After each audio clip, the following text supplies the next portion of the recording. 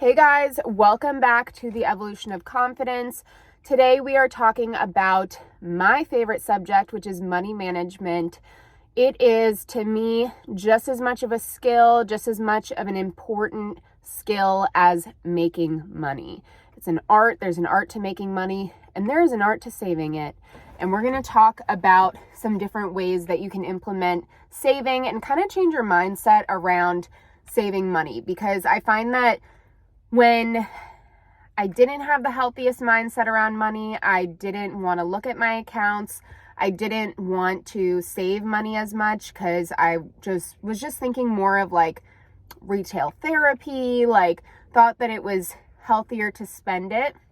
However, it's definitely something that creates a lot of security and confidence when you do have a handle on your finances.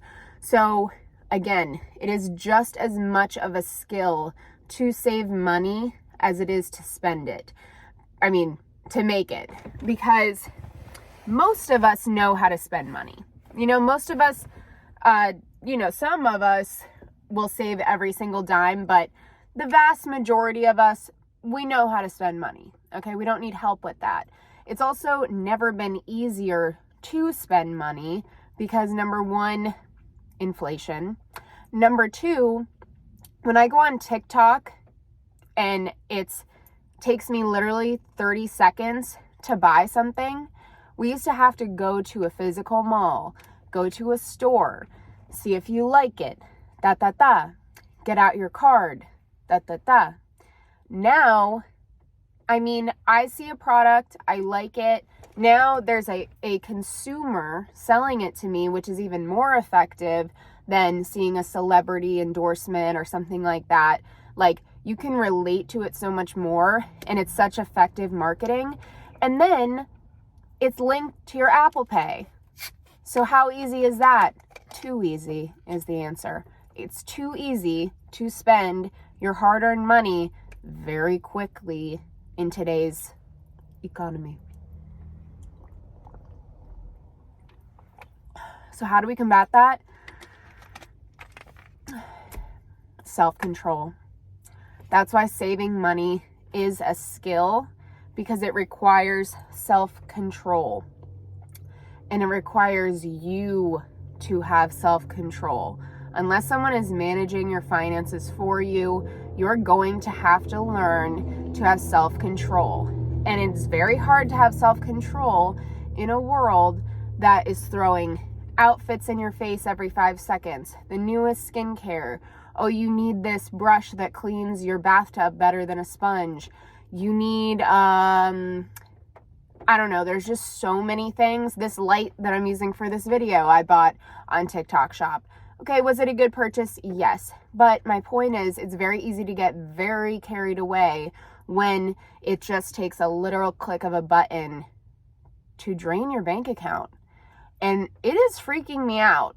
Just in general, it's way too easy to make or spend money. It's very easy to make it nowadays, but there is an overarching narrative from a lot of motivational speakers or people in the hustle culture, that kind of stuff, that you should really just focus on making more money and don't focus on saving money on your Starbucks coffee or those little things. And I do disagree with that, because it's not so much the $10 coffee every day, which, first of all, why is it $10? That's the problem. Why are we okay and conditioned to spend $10 on a coffee that you can very easily make at home for a fraction of the price? And I am very guilty of this. My husband and I have talked about it. We're we need to get an espresso machine, and that will make us stop buying these crazy overpriced coffees that also take an hour and a half sometimes to go get. I feel like it ends up being a huge part of my day when it doesn't need to be. Now, some people might think, okay, well, that's my slice of heaven, and that's amazing. But my point is, your mindset around spending money can be affected by thinking that these little things do not add up, because they do. $10 on the coffee, then it's $5 to get something delivered, to get my lunch delivered, and then I've got to give a $5 tip on top of that, and then there's taxes and fees. So now I'm spending $15 to get something delivered that is legitimately 3 streets away from me. That's what I'm talking about when I'm saying the mindset. That is a whack mindset. Like, how did that happen? 10 years ago, imagine thinking that you were going to spend $15, $20 to get something delivered to your house that's down the street. You'd be like, why would I do that? Now it's the norm, and we're kind of conditioned to think that we're saving time by doing that. Maybe if you're sitting at your desk and you're hammering out work and like you got to get it delivered. I do that all the time. And yes, it definitely saves me money when I do that, because I'm like, okay, if I'm hardcore in work mode, I would rather be in this mode making money than going to drive and pick up food. But the point is, it's a habit now. So now when I'm just chilling at home with the kids and I could easily put them in the car and go get food with them, we're instead being lazy and ordering. That adds up. I'm telling you, like, I don't even spend that much money on like clothes, stuff like that. It's these stupid things like delivery fees, really overpriced coffee, like these, I guess, luxuries that are not necessary for your everyday life. And these are the things that will start to add up and will put people in situations where they are living above their means. So I have definitely seen in my life people make a ton of money and then lose a ton of money from spending super frivolously and not thinking that that income flow could fluctuate. The thing about working in real estate is you really don't know where your next paycheck is coming from ever, regardless of how much you have under contract. Really anything could happen. So you're not really should not be counting your pennies before they're in your pocket in this industry. And it forces you to get really good at managing money, because if you don't, that's how you get pushed out of this industry. That's how you're forced to get a supplemental job to work with this income, because it is not steady. You can make it steady by setting yourself up, but you need to account for months that you're not making anything. That is a huge possibility, and it happens, and it's not bad juju to anticipate slower months. It's just smart to have like a full picture of what your expenses are going to be for the entire year. Average your income on the low end, like really don't overinflate. When I'm looking at what I made over the past year, like never was I thinking it was going to be at the same level as the year prior, because I didn't just have a baby then, like there were all these other factors. So I have definitely had to take a step back and say, what do I really value? What do I really need? And where can I kind of cut back if I'm not going to be working at the full force that I normally am? So all throughout your life, you're going to have to make these changes to make sure that you're not living above your means. Because I literally just watched a video of this guy that he mentored me a little bit on creating a course online. And he just posted a video about making a ton of money and now being in debt. And it's very brave of him to share that story, because the reality is most people will not. Most of these people that you see scrolling online for a split second, you will probably never see their face again, to be honest. Like if you're on the For You page and you see this super inspiring story of someone who made all this money and they're saying, spend it to make it, and this is what you need to do. You need to spend more money to make more money. Then you never see that person again. You never know. They could be broke next year. And then you've listened to advice and you've based your finances on inspirational content. That's where you don't want to be, because they have no responsibility. Like they have no skin in the game when it comes to your finances. All of your skin is in the game, because it's up to you to control them. I am super strict about this, but I did just download this app Rocket Money, and this is not an ad. It's just that I used to use Daily Budget and Clarity Money, but I think like both of those they don't exist anymore, or one of them got bought by something. So I was trying to look at other apps that are helpful. Really just go into your bank account and go into your app, and it'll show you like how much you're spending every month and on what. I say this all the time, but like you got to give yourself the swift kick in the ass. You need it. And it does suck. But then you're like, okay, at least I know what I need to tackle. And I know that I need to make a budget. And I need to get my shit together. And like working on your credit, making sure that that is on point. I got a student credit card when I was 18. And they convinced me it was a great idea for my credit, to build it. I didn't know anything about interest rates. Oh, a 25% interest rate or whatever to take out a cash advance. Why not? Like, I didn't know, and I have been building up my credit since then. And now I'm 30. So that's 22 years ago that I made one financial decision when I wasn't ready and I wasn't well educated on what having a credit card meant. And I have been working on that since then for 12 years. Because you need credit to buy a house, to buy a car, all these things. You have to have good credit. And when they pull your credit for, let's say you're getting a loan with your husband, they're going to take the lowest credit score. So it's very important that you keep track of these finances and money management. It's like you got to be married to the management, married to the money management, because you're going to feel so much better. I still have a lot of like,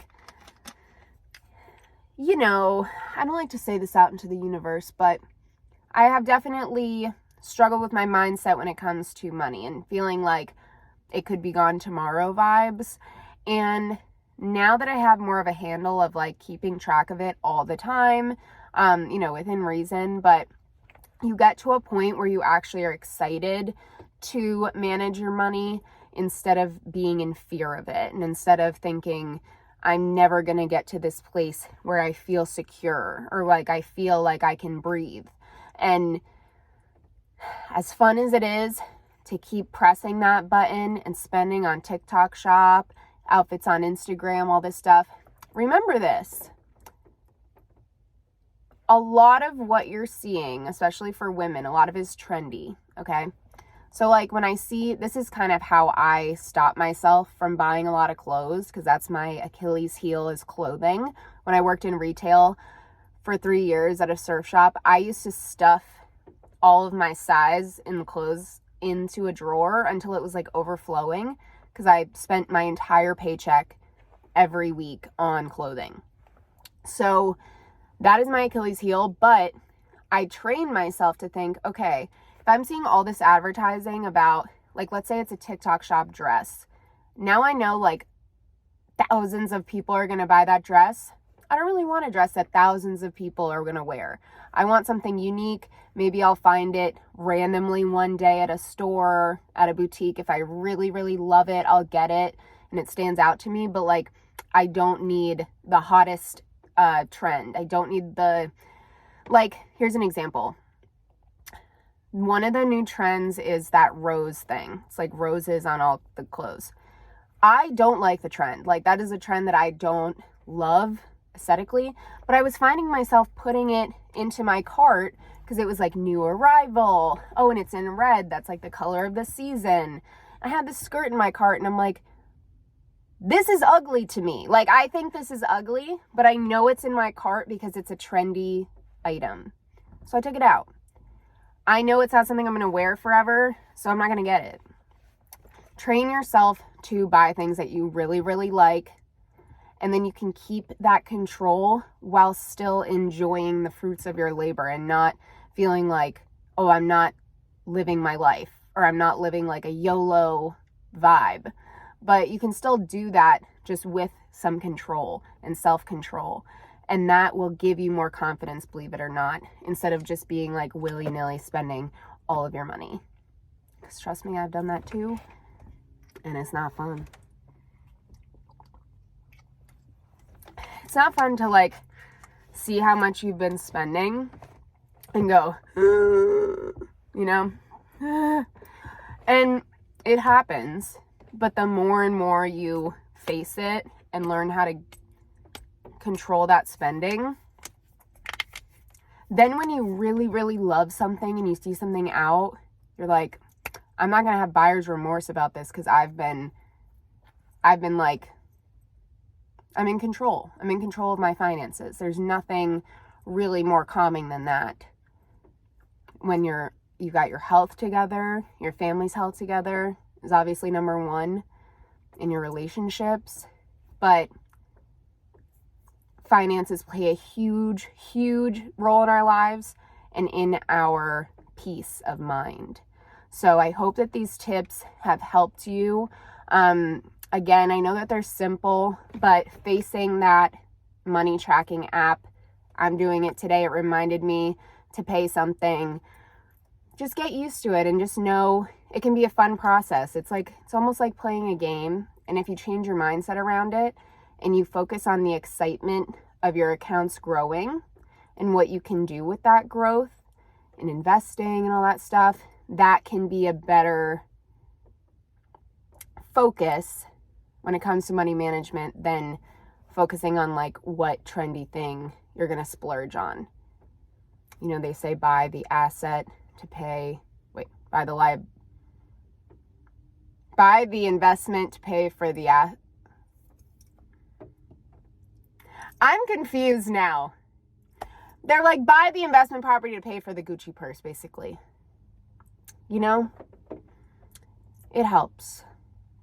It helps to get that calm feeling. It's much better, in my opinion, to feel the calm than the retail therapy high, because that only lasts for so long. It only lasts for so long.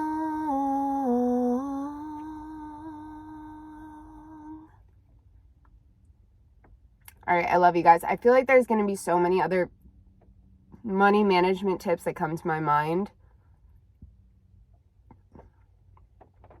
Excuse me. But set a monthly limit and set a daily limit. If you're first starting out in the money management world and you're like, okay, I'm ready to take this seriously, set a daily limit for how much you are spending. And then your mind is going to pay more attention to those little things.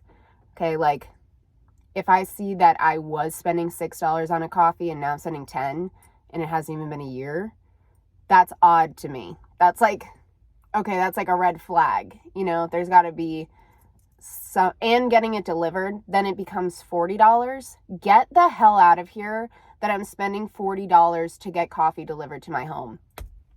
I am not Bill Gates. Like, I keep saying I'm not Bill Gates. Like one day, maybe. But right now, I'm literally not Bill Gates. So I don't need to be spending $40 to have coffee delivered to me. All right. On that note, thank you for watching The Evolution of Confidence. I hope that this helps you for the new year. And by the way, I wanted to let you know, I did put something in the book about budgeting, more so for specifically for real estate agents, but this will at least give you kind of an outline for what you're going to expect to spend money on as a real estate agent and implement that into your budget. Because that's another thing. That's a whole nother animal. Videography can be thousands of dollars. Like, anticipate these things. Anticipate these things.